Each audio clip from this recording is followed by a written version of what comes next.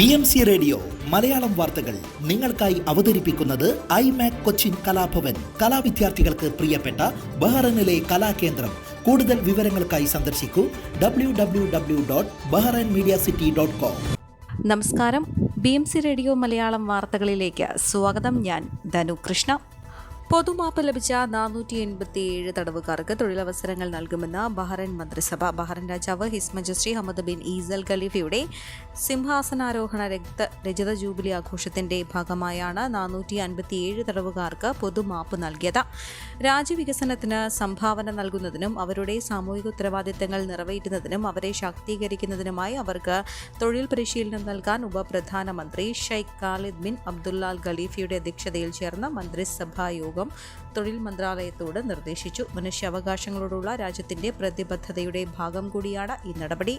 മാപ്പ് നൽകിയ തടവുകാരെ തൊഴിൽ വിപണിയിൽ സമന്വയിപ്പിക്കുന്നതിനും ലഭ്യമായ പരിപാടികളിൽ നിന്നും അവസരങ്ങളിൽ നിന്നും അവർക്ക് പ്രയോജനം ലഭിക്കുന്നുണ്ടെന്ന് ഉറപ്പുവരുത്തുന്നതിനും മന്ത്രാലയം നടപടികൾ സ്വീകരിച്ചിട്ടുണ്ടെന്നും തൊഴിൽ മന്ത്രി ജമീൽ ഹുമൈദാൻ പറഞ്ഞു. ബഹ്റൈനിലെ ഇന്ത്യൻ സ്ഥാനപതി ബഹ്റൈൻ ആഭ്യന്തര മന്ത്രിയുമായി കൂടിക്കാഴ്ച നടത്തി. Indian ambassador his excellency Vinod K Jacob ആഭ്യന്തരമന്ത്രി general Sheikh Rashid bin Abdullah al ഖലീഫയുമായുള്ള കൂടിക്കാഴ്ചയിൽ സുരക്ഷാ സഹകരണം അവലോകനം ചെയ്യുകയും പൊതു താൽപര്യമുള്ള വിഷയങ്ങൾ ചർച്ച ചെയ്യുകയും ചെയ്തു. General Sheikh Rashid bin Abdullah al Khalifa Bahrain India ബന്ധങ്ങളെ അനുസ്മരിച്ചു. ദേശീയത, പാസ്പോർട്ട്, താമസ കാര്യ under secretary Sheikh Hisham bin Abdul Rahman al ഖലീഫയും കൂടിക്കാഴ്ചയിൽ സന്നിഹിതനായിരുന്നു. ബഹ്റൈൻ കേരളീയ സമാജം ഓണാഘോഷം ശ്രാവണം 2024 ഭാഗമായുള്ള വടംവലി മത്സരം സെപ്റ്റംബർ 12 വ്യാഴാഴ്ച സമാജം DJ ഹാളിൽ നടക്കും. വൈകിട്ട് 7 മണിക്ക് തുടങ്ങുന്ന മത്സരം പുരുഷ വനിതാ വിഭാഗങ്ങളിലായാണ് സംഘടിപ്പിക്കുക. തരംഗ ശൈലിയിലുള്ള വലി നിർദ്ദേശിക്കുന്ന മത്സരത്തിൽ വിവിധ സംഘടനകളെയും സമാജം ഉപവിഭാഗങ്ങളെയും മറ്റും പ്രതിനിധീകരിച്ച് 15ലധികം ടീമുകൾ പങ്കെടുക്കും. 1, 2, 3 സ്ഥാനങ്ങൾ കരസ്ഥമാക്കുന്ന ടീമുകൾക്ക് ക്യാഷ് പ്രൈസുകൾ നൽകും. കൂടുതൽ വിവരങ്ങൾക്ക് പരിപാടിയുടെ കൺവീനർ ഷാജി ആന്റണിയെ 39687681 എന്ന നമ്പറിലോ ജോയിന്റ് കൺവീനർ രാജേഷ് കോടോത്തിനെ 33890941 എന്ന നമ്പറുകളിൽ ബന്ധപ്പെടാം. മത്സരങ്ങൾ വീക്ഷിക്കാനും ടീമുകളെ പ്രോത്സാഹിപ്പിക്കാനും ഏവരെയും സമാജത്തിലേക്ക് സ്വാഗതം ചെയ്യുന്നതായും സംഘാടകർ അറിയിച്ചു. സൽമാനിയ കാനു ഗാർഡനിൽ പ്രവർത്തിക്കുന്ന ഗുരുദേവ സോഷ്യൽ സൊസൈറ്റിയിലെ നവരാത്രി ആഘോഷവും വിദ്യാരംഭവും 2024 ഒക്ടോബർ 3 മുതൽ 12 വരെ ആഘോഷിക്കും. ഈ ദിവസങ്ങളിൽ സൊസൈറ്റിയിൽ പ്രത്യേകം തയ്യാറാക്കിയ നവരാത്രി മണ്ഡപത്തിൽ കലാപരിപാടികളും നവരാത്രി ആഘോഷങ്ങളും ഉണ്ടായിരിക്കുമെന്ന് വിദ്യാരംഭം ദിവസമായ ഒക്ടോബർ 13 രാവിലെ 4:30 മുതൽ പ്രശസ്ത ചലച്ചിത്ര പിന്നണി ഗായകൻ ഉണ്ണിമേനോൻ കുരുന്നുകൾക്ക് അറിവിന്റെ ആദ്യാക്ഷരവും സംഗീതത്തിന്റെ സപ്തസ്വരങ്ങളും പകർന്നു നൽകുമെന്നും നാവിൽ ആദ്യാക്ഷരം കുറിച്ച് അക്ഷരങ്ങളുടെ ലോകത്തേക്ക് കടക്കാൻ ഒരുങ്ങുന്ന എല്ലാ കുഞ്ഞുങ്ങളെയും സ്വാഗതം ചെയ്യുന്നുവെന്നും സൊസൈറ്റി ഭാരവാഹികൾ പത്രക്കുറിപ്പിൽ അറിയിച്ചു. കൂടുതൽ വിവരങ്ങൾക്ക് രജിസ്ട്രേഷനും general secretary Binujaj, general convener Sujith Vasappan എന്നിവരുമായി ബന്ധപ്പെടാവുന്നതാണ്. Karunagappally MLA CR Mahesh SNCS സന്ദർശിച്ചു. ശ്രീനാരായണ ഗുരുവിന്റെ സന്ദർശനങ്ങൾ ജീവിതത്തിൽ ഭാഗമാക്കേണ്ടവയാണെന്നും ഗുരുദേവൻ ഒരിക്കലും അന്ധവിശ്വാസങ്ങളെ പ്രോത്സാഹിപ്പിച്ചിട്ടില്ല എന്നും അദ്ദേഹം അഭിപ്രായപ്പെട്ടു. സൽമാനിയയിലെ SNCS ആസ്ഥാനത്തൊരുക്കിയ സ്വീകരണത്തിൽ പങ്കെടുത്ത് സംസാരിക്കുകയായിരുന്നു അദ്ദേഹം. ചടങ്ങിൽ ചെയർമാൻ കൃഷ്ണകുമാറും ജനറൽ സെക്രട്ടറി ശ്രീകാന്തും ചേർന്ന് അദ്ദേഹത്തെ പൊന്നാട അണിയിച്ച് ആദരിച്ചു. മറ്റ് ഭരണസമിതി അംഗങ്ങൾ ഉൾപ്പെടെ നിരവധി പേർ ചടങ്ങിൽ പങ്കെടുത്തു. പാമ്പൻ കടൽപ്പാലം പ്രധാനമന്ത്രി നരേന്ദ്രമോദി ഒക്ടോബർ 2 ഉദ്ഘാടനം ചെയ്യും. പാക് കടലിടുക്കിന് കുറുകെ മണ്ഡപത്തെയും രാമേശ്വരത്തെയും ബന്ധിപ്പിച്ച് പുതുതായി നിർമ്മിച്ച 2.5 കിലോമീറ്റർ നീളമുള്ള പുതിയ റെയിൽവേ പാലം രാമേശ്വരം ദ്വീപിനെ വൻകരയുമായി ബന്ധിപ്പിക്കുന്നു. രാമേശ്വരം പാമ്പൻ കടലിൽ 545 കോടി രൂപ ചെലവിലാണ് പുതിയ റെയിൽ പാലം നിർമ്മിക്കുന്നത്. ഇതോടെ 22 മാസത്തെ ഇടവേളയ്ക്ക് ശേഷം രാമേശ്വരത്തേക്കുള്ള ട്രെയിൻ സർവീസ് പുനരാരംഭിക്കും. തമിഴ്നാട് സന്ദർശന വേളയിൽ പ്രധാനമന്ത്രി ചെന്നൈ വിമാനത്താവളത്തിലും മറ്റ് സ്ഥലങ്ങളിലും നിരവധി പദ്ധതികൾ ഉദ്ഘാടനം ചെയ്യും എന്നാണ് സൂചന.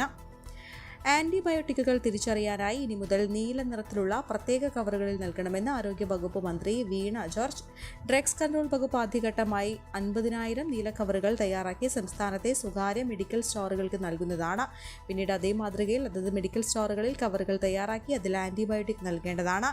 സർക്കാർ തലത്തിലെ ഫാർമസികൾക്കും ഇതേപോലെ നീല കവറുകൾ നൽകുന്നതാണ്. ഇവരും നീല കവർ തയ്യാറാക്കി അതിൽ ആന്റിബയോട്ടിക് നൽകേണ്ടതാണ്. മരുന്നുകൾ കഴിക്കേണ്ട വിധത്തിന് പുറമെ നീല കവറിൽ അവബോധ സന്ദേശങ്ങളും ഉൾപ്പെടുത്തിയിട്ടുണ്ട്. ഘട്ടം ഘട്ടമായാണ് ഇത് നടപ്പിലാക്കുന്നതെന്നും മന്ത്രി പറഞ്ഞു. ആന്റിബയോട്ടിക്കുകളുടെ അനാവശ്യവും അശാസ്ത്രീയവുമായ ഉപയോഗം തടയാൻ കേരളം സുപ്രധാനമായ ചുവടുവയ്പ്പാണ് നടത്തുന്നത്. റേജോൺ ആന്റി മൈക്രോബിയൽ റെസിസ്റ്റന്റ് എന്ന പേരിൽ ഡ്രഗ്സ് കൺട്രോൾ വകുപ്പ് പ്രവർത്തനങ്ങൾ ശക്തമാക്കി. ലോഗോ പ്രകാശനവും പോസ്റ്റർ പ്രകാശനവും ആരോഗ്യ വകുപ്പ് മന്ത്രി വീണ ജോർജ് നിർവഹിച്ചു. ഹേമ കമ്മിറ്റി റിപ്പോർട്ടിലെ തുടർ നടപടികൾ ഉറപ്പാക്കുമെന്ന് WCCക്ക് മുഖ്യമന്ത്രി പിണറായി വിജയന്റെ ഉറപ്പ്. സ്ത്രീകളുടെ സ്വകാര്യത ഉൾപ്പെടെയുള്ള കാര്യങ്ങൾ സംരക്ഷിക്കുമെന്നും WCC അംഗങ്ങളുമായുള്ള കൂടിക്കാഴ്ചയിൽ മുഖ്യമന്ത്രി ഉറപ്പ് നൽകി. മുഖ്യമന്ത്രിയുടെ ചേംബറിൽ നടന്ന കൂടിക്കാഴ്ചയിൽ റിമ കല്ലിങ്കൽ, രേവതി, ദിതി ദാമോദരൻ, ബീന പോൾ ഉൾപ്പെടെയുള്ളവർ പങ്കെടുത്തു. പ്രത്യേക സംഘത്തിന്റെ അന്വേഷണ രീതിയിൽ ആശങ്കയെന്ന് WCC മുഖ്യമന്ത്രിയെ അറിയിച്ചു. അന്വേഷണം കൃത്യമായി നിരീക്ഷിക്കണമെന്ന് മുഖ്യമന്ത്രിയോട് WCC ആവശ്യപ്പെട്ടു. അന്വേഷണ ഘട്ടത്തിൽ ഒരു തരത്തിലും പുറത്തുപോകില്ലെന്ന് ഉറപ്പുവരുത്തണമെന്നും ആവശ്യപ്പെട്ടു. സിനിമാ സെറ്റുകളിൽ പോഷ് നിയമം കർശനമായി നടപ്പിലാക്കണമെന്നാണ് WCCയുടെ ആവശ്യം. സിനിമാ നയരൂപീകരണത്തിൽ സ്ത്രീപക്ഷ നിലപാട് ഉയർത്തിപ്പിടിക്കണമെന്ന് മുഖ്യമന്ത്രിയോട് WCC ആവശ്യപ്പെട്ടു. ഓണത്തിനോടനുബന്ധിച്ച പൂജകൾക്കായി ശബരിമല ക്ഷേത്രനട വൈകിട്ട് 5 മണിക്ക് തന്ത്രി കണ്ഠർ രാജീവരുടെ സാന്നിധ്യത്തിൽ മേൽശാന്തി PN മഹേഷ് നമ്പൂതിരി നട തുറന്ന ദീപം തെളിയിക്കും. കന്നിമാസ പൂജകൾ കൂടിയുള്ളതിനാൽ ഭക്തർക്ക് തുടർച്ചയായ 9 ദിവസം ഭഗവാനെ തൊഴാനുള്ള അവസരമുണ്ടാകും. കന്നിമാസ പൂജകൾക്ക് ശേഷം സെപ്റ്റംബർ 21-നാണ് നട അടയ്ക്കുക. ഓണത്തോടനുബന്ധിച്ച് ഉത്രാടനാളിൽ മേൽശാന്തിയുടെയും തിരുവോണത്തിന് ദേവസ്വം ജീവനക്കാരുടെയും അവിട്ടം നാളിൽ പോലീസിന്റെയും വകയായി സന്നിധാനത്ത് ഓണസദ്യയുണ്ടാകും. ഓണം കന്നിമാസ പൂജ കണക്കിലെടുത്ത് ശബരിമലയിലേക്ക് സ്പെഷ്യൽ സർവീസുകളുമായി KSRTC ഒരുങ്ങി. ഭക്തർക്ക് വിപുലമായ യാത്രാ സൗകര്യം ഒരുക്കുന്നതിനുള്ള നടപടികൾ KSRTC പൂർത്തിയാക്കി കഴിഞ്ഞു. തീർത്ഥാടകരുടെ സൗകര്യാർത്ഥം പമ്പയിലേക്ക് ഒരാഴ്ച മുൻപ് സീറ്റ് ബുക്ക് ചെയ്യാനുള്ള സൗകര്യങ്ങൾ ലഭ്യമാക്കിയിട്ടുണ്ട്. തിരുവനന്തപുരം, പത്തനംതിട്ട, ചെങ്ങന്നൂർ, കൊട്ടാരക്കര, പുനലൂർ എന്നിവിടങ്ങളിൽ നിന്നും പമ്പയിലേക്ക് സർവീസുകൾ ഉണ്ടാകും.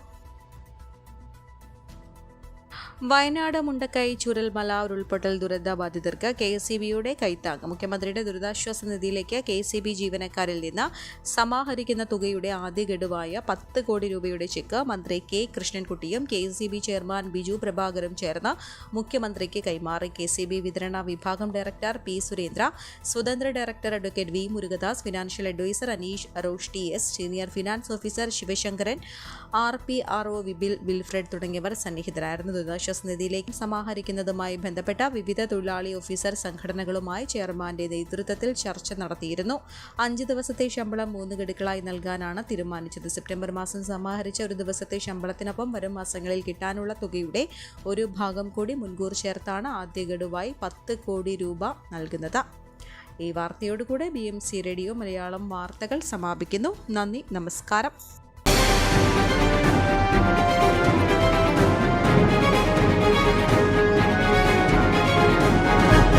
BMC റേഡിയോ മലയാളം വാർത്തകൾ നിങ്ങൾക്കായി അവതരിപ്പിക്കുന്നത് iMac കൊച്ചിൻ കലാഭവൻ. കലാവിദ്യാർത്ഥികൾക്ക് പ്രിയപ്പെട്ട ബഹ്റൈനിലെ കലാകേന്ദ്രം.